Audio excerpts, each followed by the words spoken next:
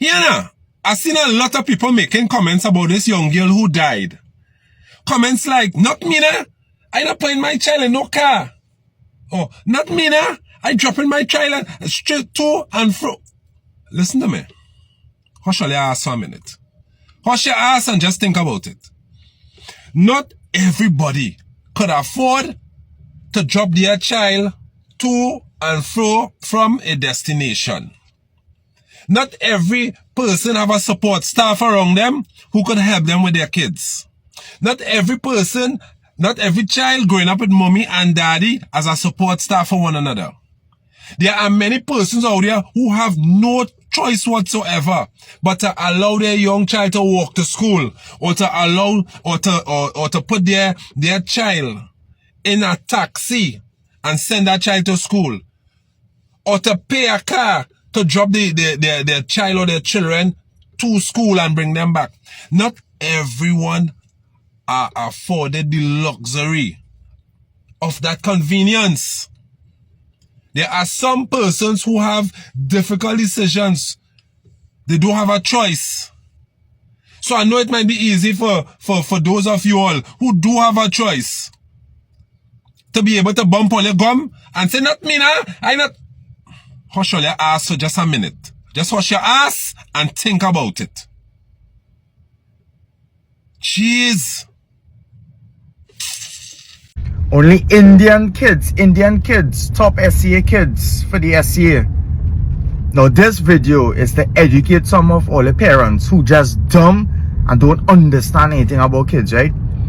The top SCA students have absolutely nothing to do with Indian kids, Negro kids, Syrian kids, Chinese kids, right? Let me tell you all something. It have parents who would invest their time, their money, their energy, effort, every single thing into their kids to help their kids become better in life. And then on the flip side, you have parents who running by the bar every Friday, going every boat ride, doing nonsensical, dumb things with their money, who have no time for their child, because I've seen it firsthand. So my point being is this: as parents, if you want your child to become successful or become better at life, then you have to understand that your child is like a plant, and you need to nurture them, you need to grow them, you need to water them mentally, physically, spiritually. So when some always see other kids prospering, don't be vexed when you running by the band doing nonsensical things with your life. Because the truth about it is, it have a lot of parents out there who are absolute losers, who don't want their own life to become better. So guess what is going to happen to your child? Your child is going to take that same pattern. Yeah?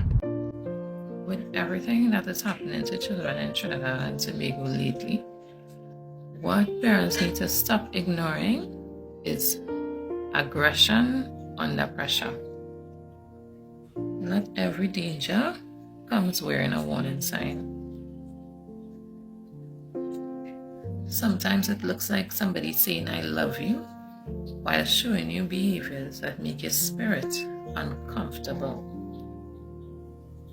We are living in a time where too many children are being exposed to violence, emotional instability, neglect, aggression, and unsafe environments.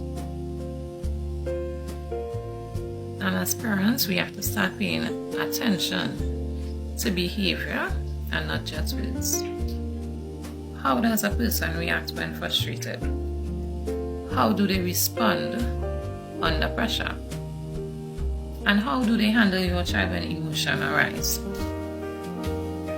Because pressure reveals character. It really does.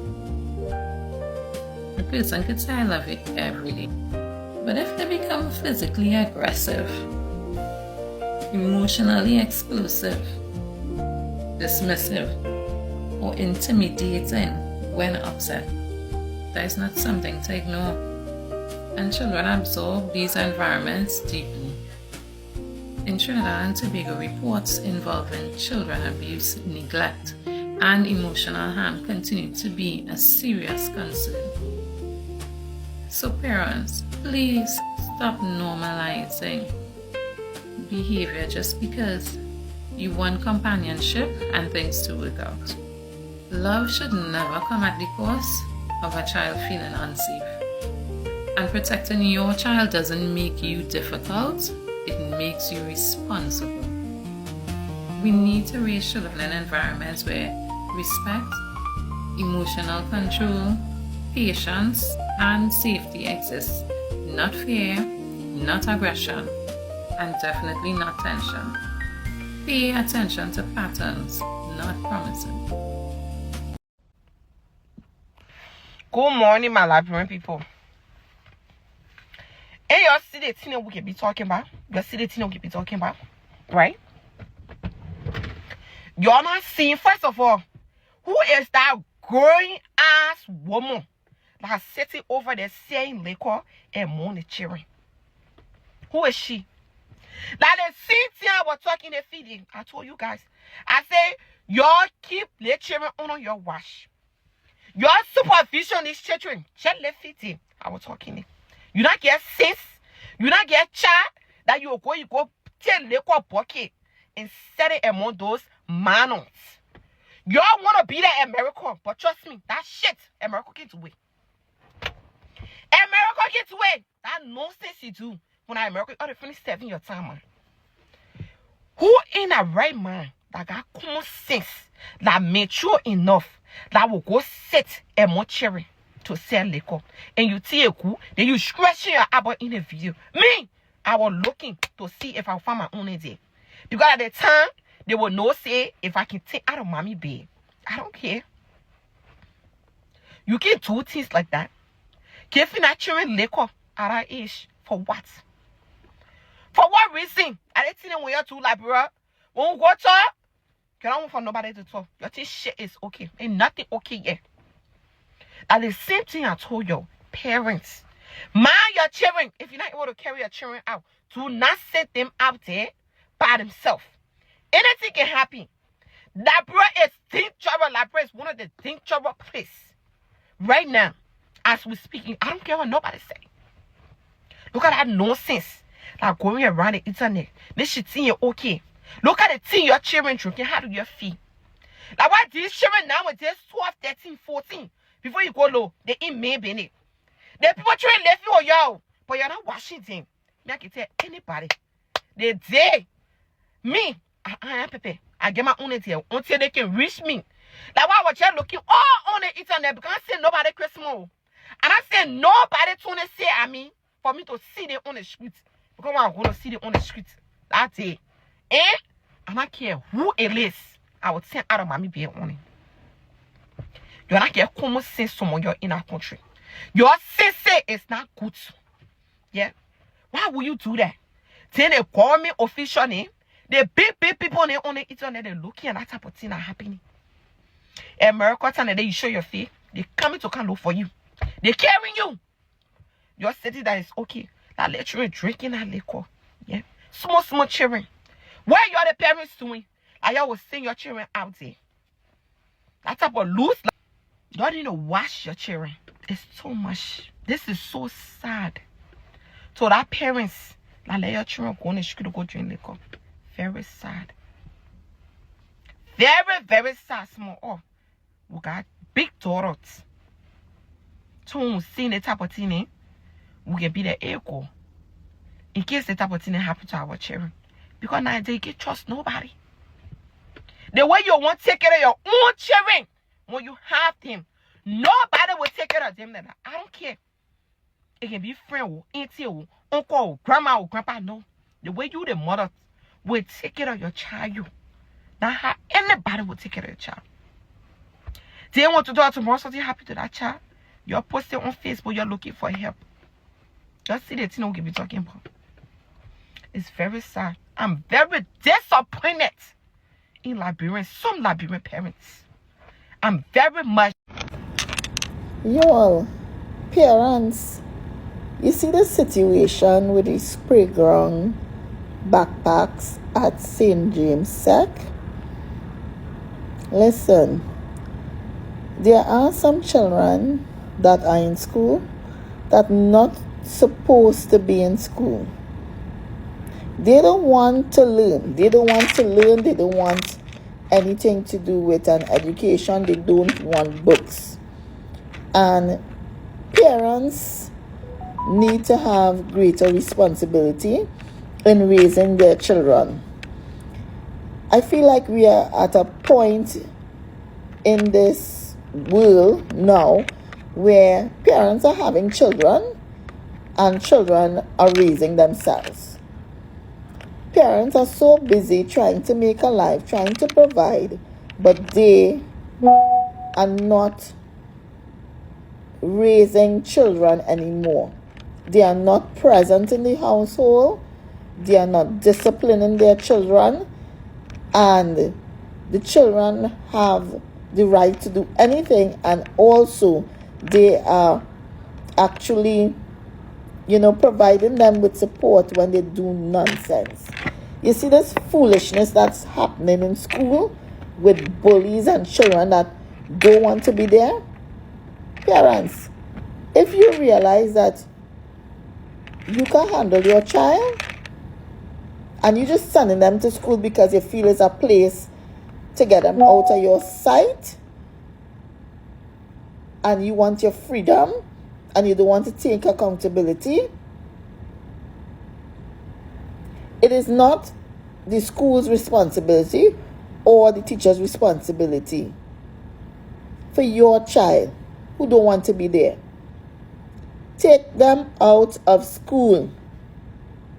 Save us the stress. It have other places that you can take this child.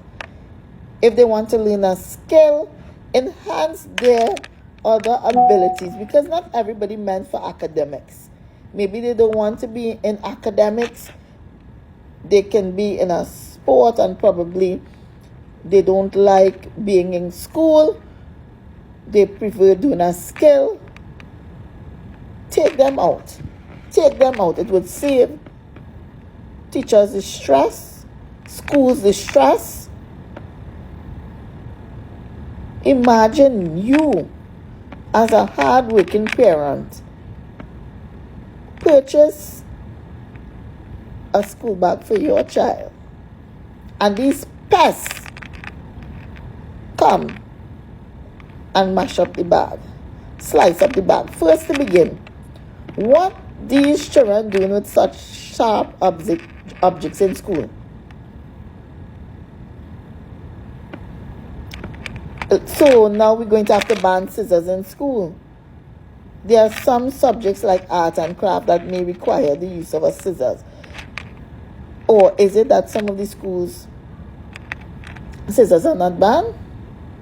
In our school, we banned scissors a long time ago for certain classes.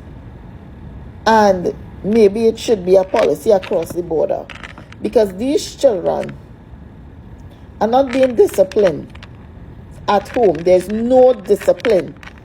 And I can tell you all that because I had an incident this week with a student, and the student started to cry because I buffed up because she didn't have her homework. Parents are checking students' school bags, their books. They're probably not even inquiring if they have homework. Children just showing up to school and it's a playground. The glorified babysitters are around now. So send them and we will take care of them. But not in my class. You see, my class, it's not going to fly. And my students know how I operate, I'm real nice, but you see, discipline? You're not coming to my classes without discipline. Imagine, you have to tell children now to say good morning, please, and excuse me, because these are things they're not learning home. But some parents giving them iPhones. They deserve that? These children, some of them have no manners, no discipline.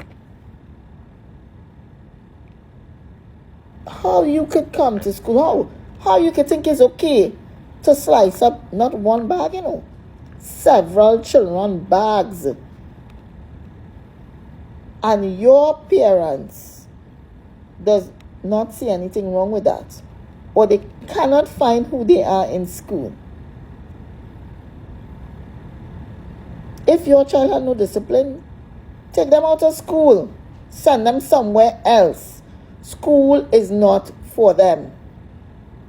And if you know your child bad, don't send them to school. Because parents know. You all know you're not disciplining your children, and you're sending them in school to act the monkey. Your parents out there, do better. We can only have a better world, a better Trinidad and Tobago, if we all put in the effort. These are our resources, our human resources. They are going to be the future leaders. And if you all don't understand it, there's a connection between what happens now and that generation to come. Because they are the ones that will have to take care of us, our generation, when we get old. So if we don't have a proper generation to take care of us, what you all think going to happen? They're already breaking into older people's homes and accosting them. Imagine we have people robbing the minister in broad daylight. What is really going on, y'all? Parents, bring back the discipline. Bring back the discipline.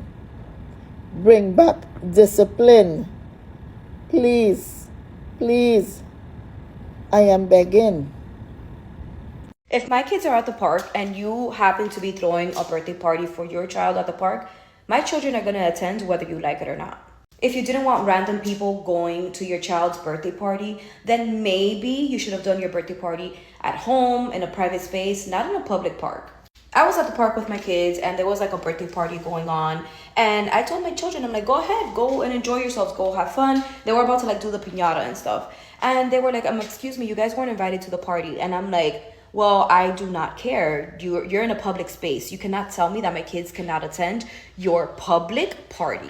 They helped themselves to food, you know, they got candy from the piñata and everything. And it's just crazy to me that people think that they're so entitled that, you know, a public place is private for them. No, I'm sorry. If you wanted a private birthday party, then maybe you should have just had it at home. You shouldn't have had it in a public park where there's people there, where children are going to want to go. A few days ago, Guardian Media ran a special report entitled Confessions of a Former Human Trafficker. Allow me to read some of that report. Alex Phillip operated a human trafficking ring from 2010 to 2016 without being arrested. In those 6 years, Phillip met and provided services to people in high places and received protection from the police. The majority of his customers were wealthy businessmen. Asked if any of his clients were politicians or prominent people in society, Phillip did not answer, but laughed. This report, he talks about protection from police helping him. He laughs when he's asked about politicians. And what struck out to me was the period in which he ran a successful human trafficking ring, 2010 to 2016. I'm not sure if you guys remember, but there were allegations that under the People's Partnership, some human trafficking ring was occurring, that a member of her government, or well, a member of her sitting cabinet, his name jumped up in all of that. So the time period in which this report speaks to, now he ran, you know, sex businesses, clubs and all of that, but the successful human trafficking ring is 2010 to 2016. That's when he got away with it. That's when he was supported and, you know, police protected, etc. I am confused as to how Guardian Media Limited can publish this story and no heads turn. In fact, I found it strange that the story didn't really even go viral. There isn't a lot of anybody. We don't have NGOs. We don't really have anybody stepping out and saying, guys, what is going on? We have somebody who has confessed to being a former human trafficker. He spoke of some 25 girls per month. And he spoke about clients. He laundered money for them. You know, well, of course, they were participating in human trafficking. Police assisted him. Surely, he should be before the authorities being questioned. I mean, just let's remove human trafficking because maybe, I don't know, maybe we're numb to that. But could you imagine somebody comes and say, hey, I'm a serial murderer. I have murdered more than 25 girls and, you know, buried them. And, you know, I've changed my life. I've given it over to Jesus. So I'm telling the story now. Guys, we would say, hallelujah, praise Jesus. Thank you for his soul. But you could be saved in prison. You could be saved in an interrogation room. You can be saved. And in fact, if you truly gave your life over to Jesus, then you would want to repent in such a way as Zacchaeus in the Bible, where you repay those from whom you stole. So Alex Phillip has a duty as a Christian to say, listen, these are the women who I trafficked. These are the police officers that helped me. These are the wealthy businessmen, politicians, and prominent people in society that aided and abetted my human trafficking business. I wonder, today, you know what's ironic about the whole situation? Today is World Day Against Human Trafficking. And the Minister of Homeland Security would have put out his feel-good message. There is nothing feel-good about this story. Yes, I praise Jesus that he no longer is a human trafficker. But we need to get this guy before the authorities, question him, and ensure that proper justice is served. What kind of banana republic do we run where somebody could, and I mean, Guardian Media Limited ran his proper name with his proper face. They did not try to hide his identity. That must say something. He must have so little confidence in our justice system that he feels that he could confess to this and we all just cheer him on, clap and say, oh wow, what a great feel-good story. Where are the authorities? Where are those NGOs that believe in human trafficking, where is the counter-trafficking unit? In fact, you know what? As I say it out loud, maybe I will send them directly the article because maybe they just missed it. But I cannot believe that someone can confess to running a human trafficking ring for 6 years and not a IBAT, not a head rule. Trinidad and Tobago, we talk about wanting to protect women. We talk about wanting to protect children. But guess what? All it is talk. And right now, what's even sadder is that nobody's even talking about it. As I said, there was no outrage over this story. And that concerns me. We are so busy talking about C-word and N-word and which prime minister used which and who race and who this, that our children are being abused and sold. That our country has rampant human trafficking going on. And our justice system is so broken that someone can feel confident enough to confess, to say that police helped protect a human trafficking ring for 6 years. He's still walking around free and happy-go-lucky. Something has to be wrong with our country. God help us. To the youths of Trinidad and Tobago, this one, when my chest was still, let me talk about it. That bill the Minister of Homeland Security want to pass, whereby if you are held with an illegal firearm, you are going to be detained for 180 days. So 180 days, you're going to sit down and smell bad man shit. On top of that, If you are found guilty, it's 25 to life. So to the youth man in the backyard, the youth man you may know, or somebody who you know, getting influence to hold gun and want to be gun sack, or just want to be on this bad boy thing to say they have to take picture and do all this stupidness in between. A lot of times these things is phases in your life that you just pass through, but you could ruin your entire life if you decide to go down that path and you get whole. Anytime that bill pass. So listen to me carefully. I'm telling you from my heart. Only 3 things coming out of that. When you like that kind of lifestyle. Grave, the jail, or the hospital. And now, as they say, with the whole year is Batman shit for the rest of your life. So make it your duty and stay far from that from now. Trinidad, what's up? So parents, you need to understand. Your child will do what they see you do instead of you talking to your child. So as a parent, if you behaving stupid and you're behaving like a wajang out in public, your child will eventually do the same thing. If you, as a parent, is a bully towards other people and you are taking advantage of other people, then your child will eventually become a bully. If you, as a parent, have no discipline with your money and every time you get your paycheck, you run into the first bar and you're spending your money on stupid things, then your child will eventually have no discipline within their life. Most of your child's stupid and ridiculous actions comes from home, from you as the parent. So as the parent, you fix yourself and eventually your child will start to mimic all your behaviors.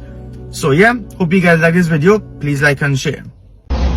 I recently had the opportunity to speak with people from different age groups here in Trinidad, and one concern kept coming up again and again: anxiety. What stood out the most was not how many adults were struggling with it, but how early it was starting in our children. In Trinidad, we live in what many people call a slower paced environment. But our children's minds are not slow. Their minds are actually racing to meet the standards of success that society has placed on them from a very young age. One of the biggest sources of that pressure is the secondary entrance assessment, the SEA. At just 11 years old, children are being told, indirectly or directly, that one exam can determine their future. That getting into a top school means success and not getting into one means failure. That's an enormous emotional burden for a child who's still learning who they are. We have to ask ourselves a serious question. Why should pressure be on an 11-year-old to compete for a few top schools? Why shouldn't the responsibility be on us as adults, educators, and as a country to improve schools across the board? Because mental health does not begin at adulthood. It begins in childhood. It begins when a child starts to believe their value is based on a grade, a score, or a ranking. It begins when learning stops feeling safe and starts feeling like a fear. We need to shift the message we're sending to our children. Instead of saying, your future depends on this exam, we should be saying, this exam is only one step. It does not define who you are. Our children need more confidence more than comparison. They need encouragement more than pressure, and they need support more than expectations. If we truly care about mental health in Trinidad, then we must start where it matters most, with our children. Because when we protect the emotional well-being of our children, we're protecting the future of our country. Excitement, elation, and relief. At age 10, M.A. Eaton has become the youngest child to write the CSEC examinations in Trinidad and Tobago, taking on the 2026 Spanish and History papers. She says the support of her father, sister, and teacher, Willa Nurse, pulled her through. We did it. As she walked out of the St. Augustine Secondary School this morning after completing her history exam, Emma detailed her true emotions. I was kind of scared. I thought I might not be able to do it, but I picked myself up and I was able to do it. But amid her fears is a resilience that is now inspiring her peers. My friends, they were surprised that I was able to do this. They wanted to try it as well after they noticed I had done this as well. Her father, Dr. Jeremiah Eaton, is understandably proud and hoping for the best for his daughter. She's a very curious child, ambitious child, and I think that's what has driven her to do what she has just done, because she's always aspiring to do something different. A native of Nigeria, Dr. Eaton has been living in this country for 16 years. As for Emmy, of course she's a trainee, and her favorite Trini song is Trini, Trini to the Bone. But for now, it's back to her regular work at the St. Joseph Girls RC School, where she will prepare to sit the secondary entrance assessment. And while she has no immediate plans for the future, Emma does have this advice for Trinidad and Tobago. If they have a dream, they can always achieve it. Just try it. Chester Sambrano, CNC3 News.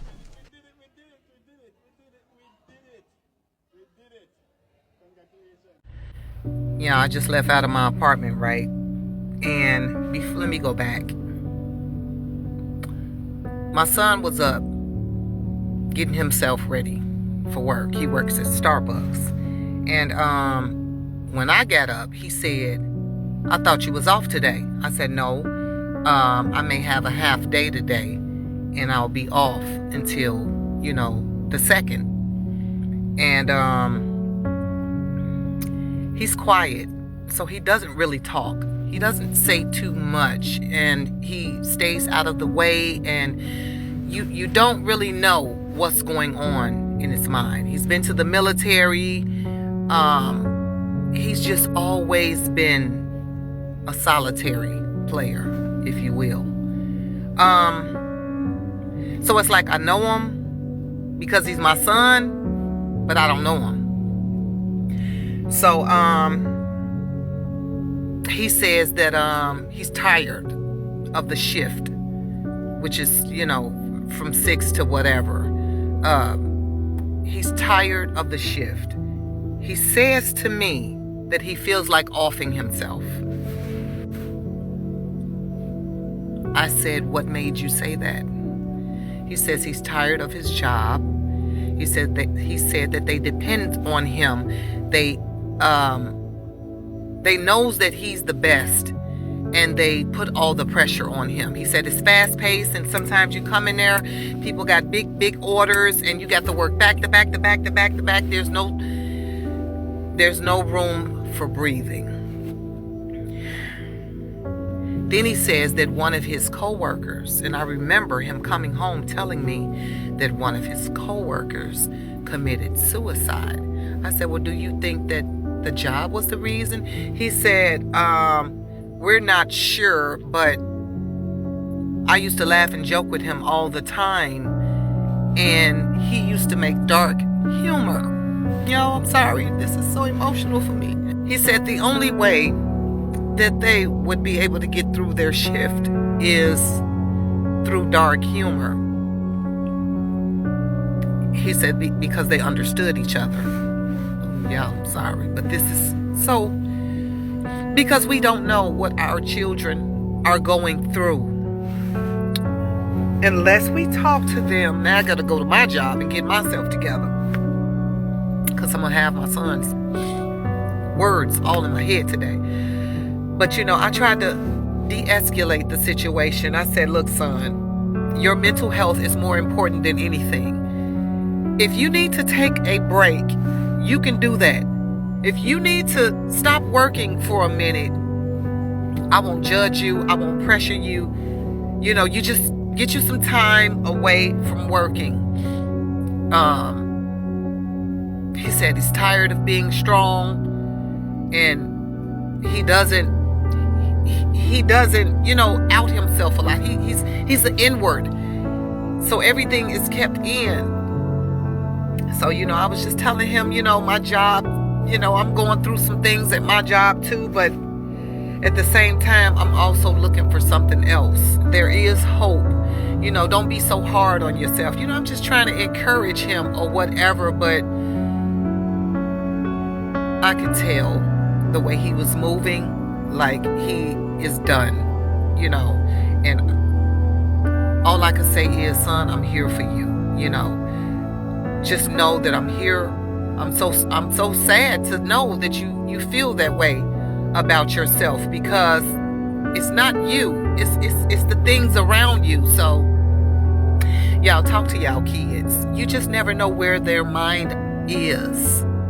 You never know what they're thinking. You never know how they're truly feeling. And when he said that they discuss, have dark humor jokes, then that kind of lets me know some things. I didn't even want to get on here with this, but I feel like it's important for a lot of parents to know that you may think you know your child,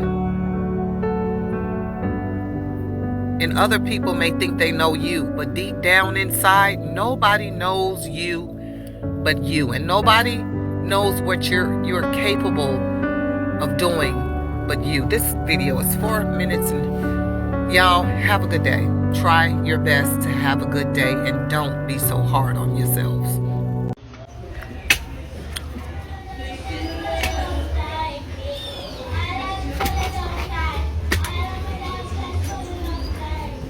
Fully long time, no. You know you blasted schoolwork like that? Eh? One to you. What going on with you? Eh? And right now I have it pile up waiting on you now. You understand? When you're done there, I want you to go and pick up a blasted book, eh? You hear what I'm telling you? I have it waiting for you now. Don't feel like forget you from there already with the Shagana.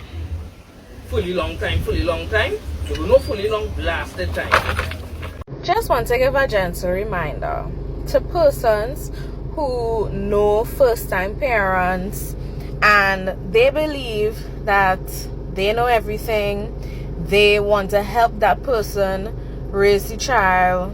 Like, gentle reminder, hold up for a second. Hold up, pause. Not because you have a child means that a first-time mom wants advice from you. Give advice when you are asked. You can give suggestions, that's totally fine, but do not tell a first-time mom what to do.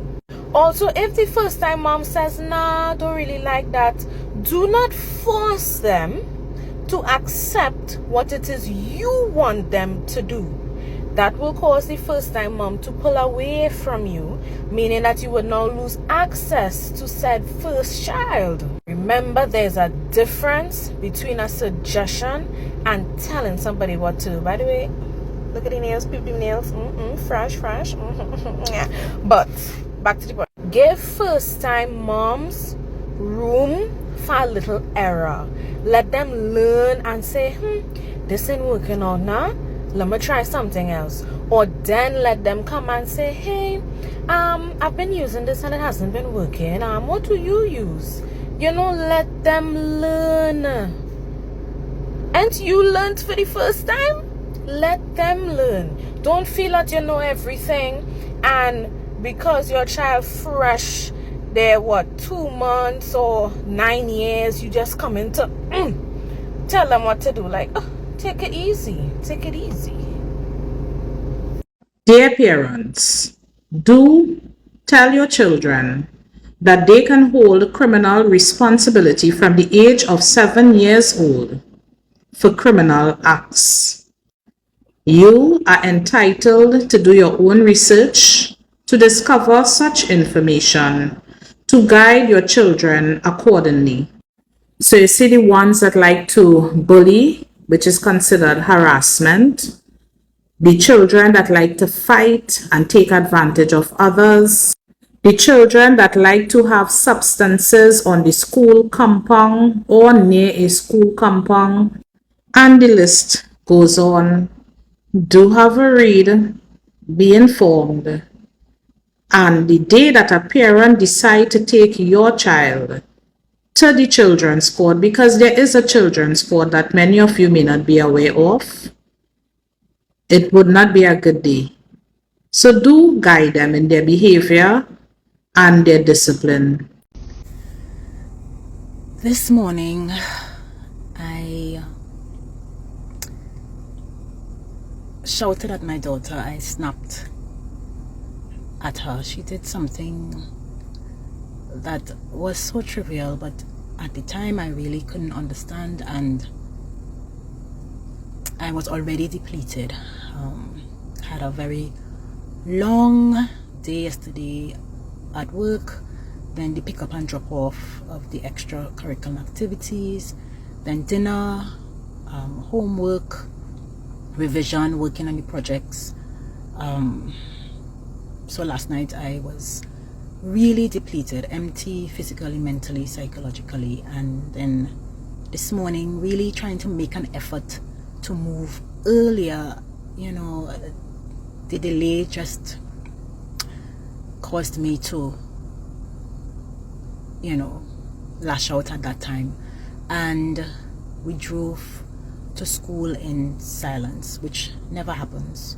We're either listening to uplifting music or praying, saying our positive affirmations. But this morning it was silence because I was so ashamed and so saddened by my reaction, and felt like I needed some time to quiet myself and figure out, was my reaction really due to the action, or is this more about me and me just being hard on myself and wanting to do everything at a certain standard, even parenting, and just feeling like I was not hitting the mark and then lashing out at her.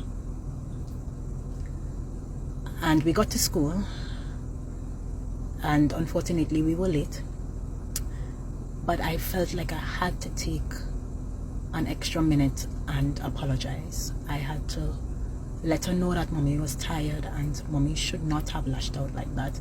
I had to let her know that perhaps my instructions were not clear, and whereas I assumed she understood, I was wrong because I could have dealt with the situation differently. And my initial go-to emotion was, oh, Renee, you could have done so much better. You should have held back. It's not right to make her feel like this to go to school. And then I thought, instead of my usual dialogue to myself, perhaps I should give myself some grace. Perhaps I should look at this as a learning experience, because the relationship with your child is just like any relationship. There will be highs and happiness and joy and kisses and pride, but there will be low periods. There will be periods of turmoil and periods of difficulty and challenges, and they do deserve validation of their feelings. They do deserve to be heard. They do deserve your apology. They do deserve seeing you vulnerable. They do deserve an explanation of your emotions. They do deserve you dissecting what you were going through and explaining it to them at their level, so that they will learn emotional intelligence, so that they learn that relationships are not always easy, and the way to show love is to be honest, to be vulnerable, to validate, to apologize. So even though it did make me feel a bit small, it did not feel nice bringing myself down to that level, I understood that it was necessary. And in this parenting journey, try your best to be kind to yourself. Try your best to give yourself grace. Try your best to believe and to know that they will see that you are doing the most and you are trying the hardest that you can, and they will see that you are committed to the relationship because of how you love them.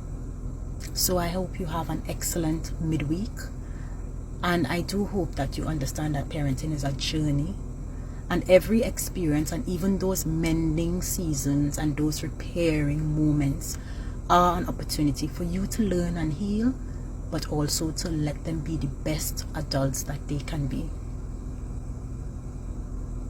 One thing I absolutely cannot stand is when I see parents pimping out their young children, like pimping them out. There's no reason on this age that your 12, 13, 14, 15-year-old child should be on a platform on the internet whining or dressing in exposing clothing. Like, there's no reason. They have their entire lives to do all that. I have a 16-year-old sister. She cannot get on the internet and whine.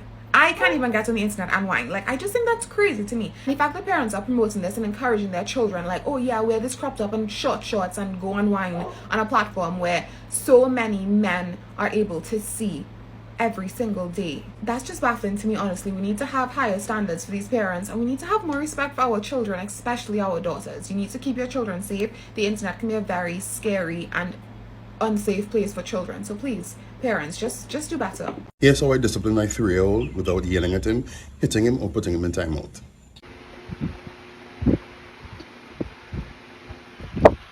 Son, I can't let you climb there. Feet on the ground or butt on the chair. Thank you for responding the first time I spoke. It looks like you need to climb. Do you want us to assemble the monkey bars? Yes.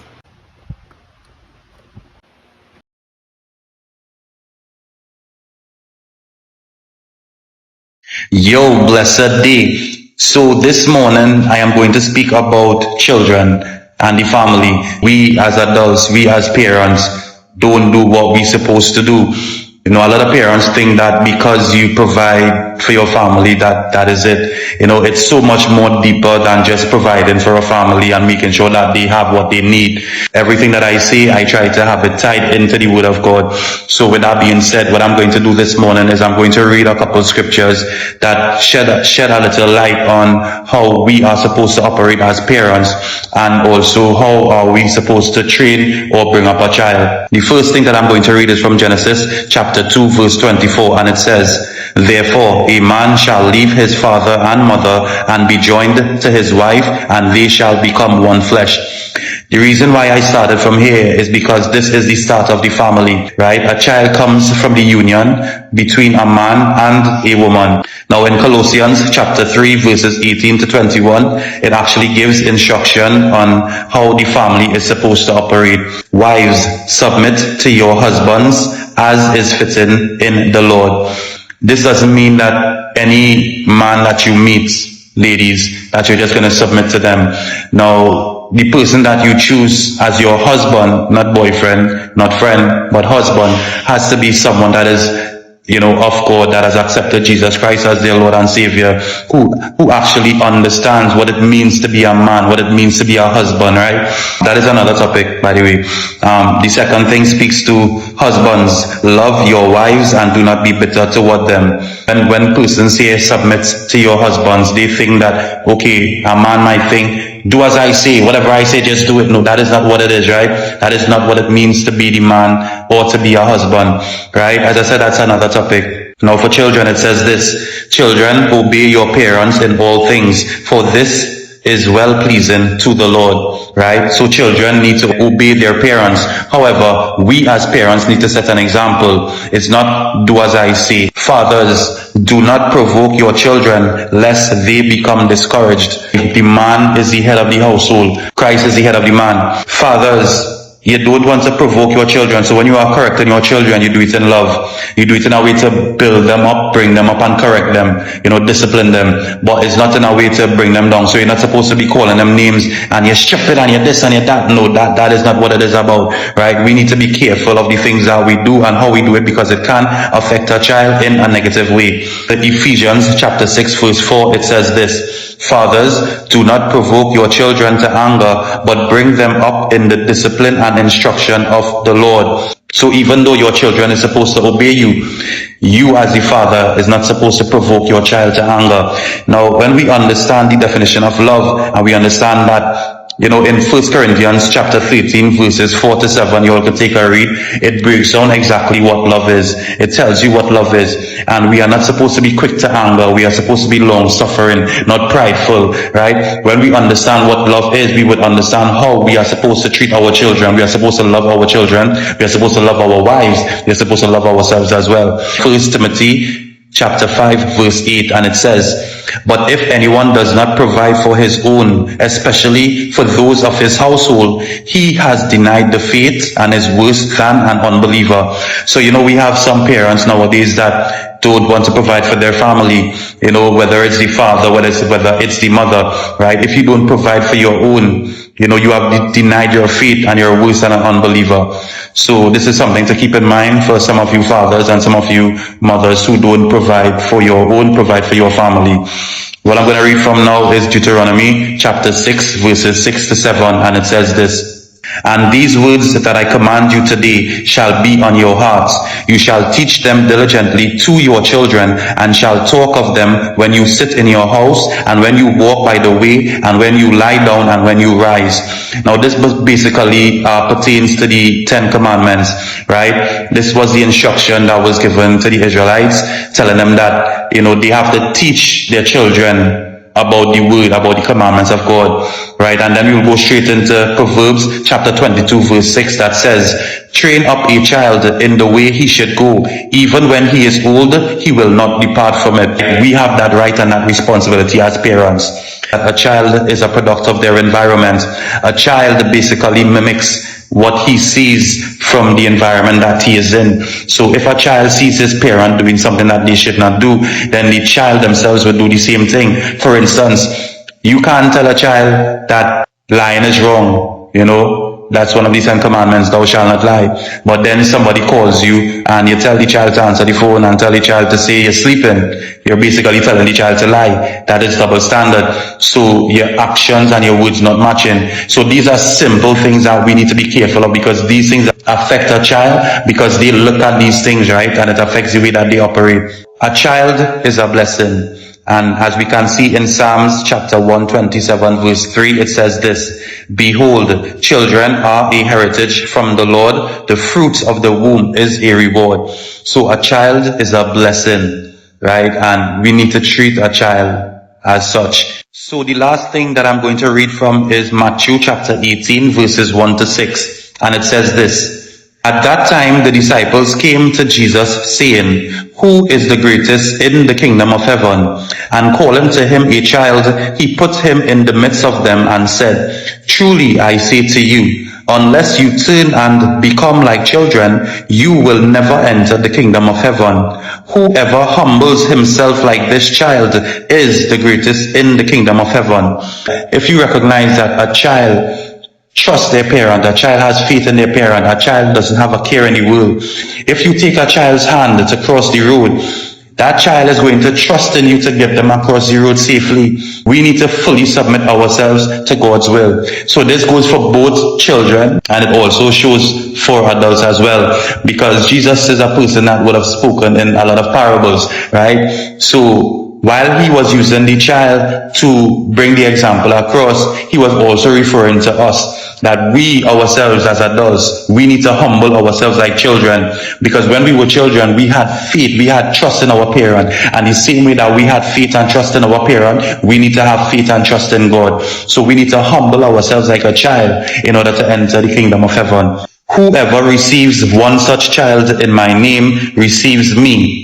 Once we have accepted Jesus Christ as our Lord and Savior, we become sons of God, right? But whoever causes one of these little ones who believe in me to sin, it would be better for him to have a great millstone fastened around his neck and to be drowned in the depths of the sea. When we look at children, of course, when we cause our children to sin, because again, the things that we do, like the scripture when I read before that says, do not provoke your child to anger. When you provoke your child to anger, you could cause your child to go astray, not listen to the things that you say, and seek guidance elsewhere. So you would become a stumbling block to your child. That is why we need to be very careful in how we deal with our children, right?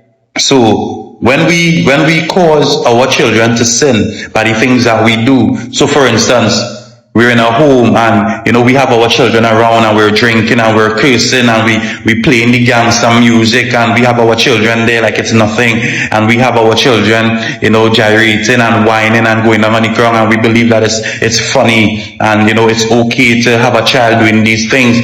But then when they become older and they start doing certain things, we want to get upset, not recognizing or realizing or accepting and acknowledging the fact that we ourselves would have had our children doing these things. We ourselves would have trained our child up in that particular way, and that is why it is important to train our children up in the right way. So we have to lead by example. We can't just be telling our children don't do certain things and be doing these things in front of them and expect them to not do it. No, I don't want anybody to feel that that I'm the perfect parent and I'm seeing this and I'm trying to talk down on people. I'm simply spreading the gospel, spreading the word of God. And you know, the funny thing about it is that I myself would have fallen short in some of these things as well. You know, it's a learning experience. And the thing about it is that even though you may be doing the wrong thing now, when you understand what you need to do, you can make that effort to change. You know, nobody is perfect. We are born in sin. Out of the heart comes all evil thoughts, adultery, theft, murder. All these things come from the sinful desires within our hearts. The flesh is weak and subject to sin, so there will be times that we would fall short. But the thing about it is what we choose to do when we recognize that we're doing something that we should not do. We should repent and go to God and ask for forgiveness, and we should try to change whatever it is that we're doing that we should not do. So I just want to leave you all with this, and I hope that it helps in terms of bringing up a child. It is important for a child to have that covering growing up. And, a lot of times we don't take responsibility for the things that our children do because we ourselves don't realize or recognize the things that we are doing that affect our children in a negative way, right? So I really hope that this helps someone. Keep smiling, and most importantly, keep praying, right? Wagwan, Wagwan, the beautiful people of Trinidad and Tobago.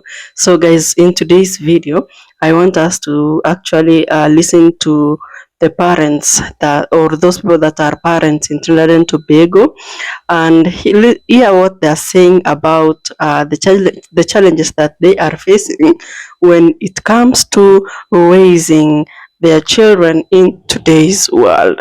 So I don't know yet if you've noticed something whereby many parents are actually worried, and this topic is not just concerned with Trinidad and Tobago, but across the world.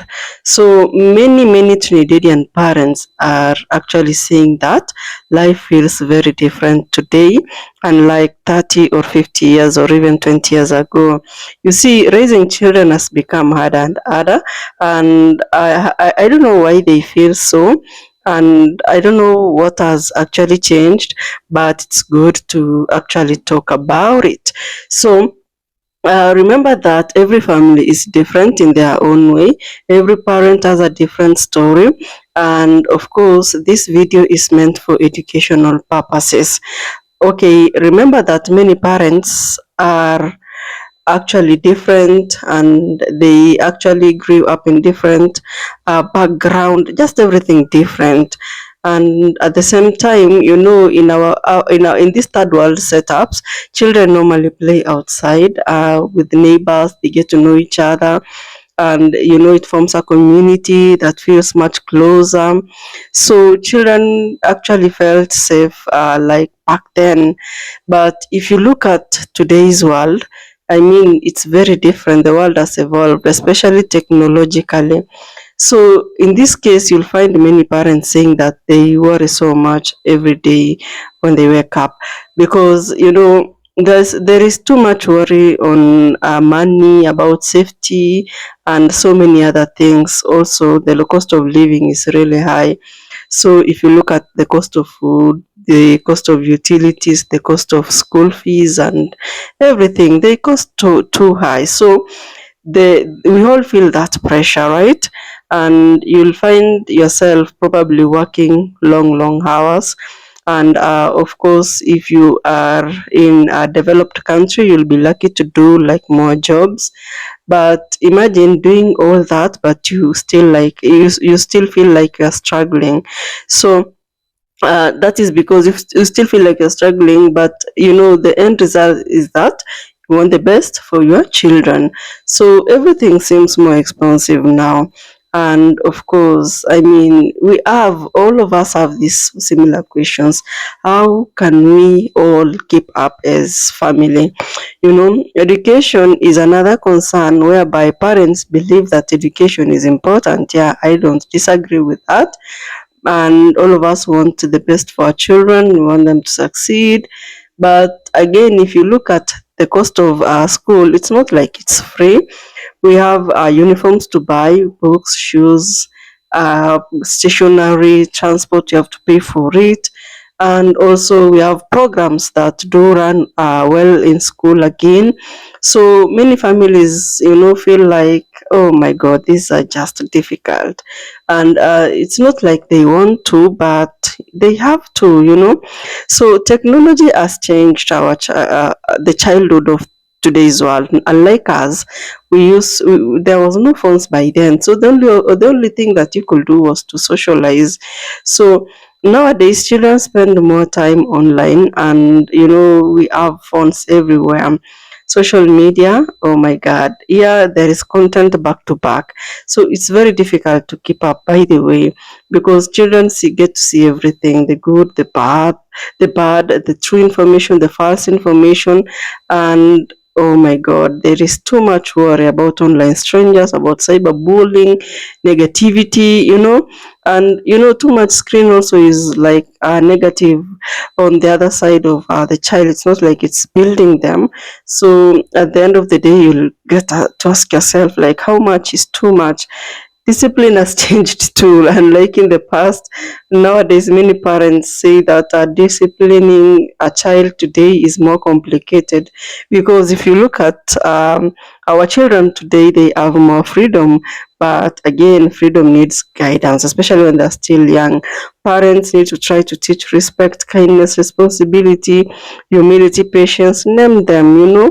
And sometimes that is easier said than done. Every child is different in their own way. Every family is different in their own way. And of course, there is another concern that many parents get to worry about, not just in Trinidad and Tobago. Guys, I can tell you that this topic is just like overally, not like it's focusing on Trinidad and Tobago. It's only that the clips that we used are from the parents of Trinidadians or the Trinidad children. They want the Trinidadian parents, they want their children to be safe. They want to actually, before they go anywhere, they really think carefully, who are they going to spend time with, when are they coming home. I mean, safety is something that has become a daily conversation. And if you look at parents, oh my god, everybody is hoping for peaceful communities where children can grow without fear. Mental health, oh man, this one, it deserves to be discussed each and every day, because children also face stress, not just the parents or the older people. Stress from school pressures, friendship problems, online criticism, especially for those who are in social media, family challenges. And in this case, I can say that, all of us parents, we are just learning too. So we need to understand we need to understand that, you see, when it comes to listening, it's more important. It matters a lot. We need to support our children, to love them, to ask them for help, and not just like a help, like asking them. I don't know if you understand, like if you're doing something else, chores, you tell them to do the other one, keeping them busy. And you see, work and family is something that is very difficult to balance, because you'll find if a parent is going to do some work, they'll have to leave early on in the morning and return late in the evening, working hard to provide for their families, and they also want time together. So at the end, our children need attention, conversation, encouragement. And sometimes, parents feel that they don't have enough time, so. And imagine all these challenges, and then you talk about single parents who face even greater challenges, because many of them carry enormous responsibilities to provide, to guide, to comfort, to protect. And most of the time they don't even have this support, and it's not really easy. So many parents, as you can see, they're trying to compare today with the past, and they believe that they have more opportunities now than ever, because we have technology, we have more information, more career choices.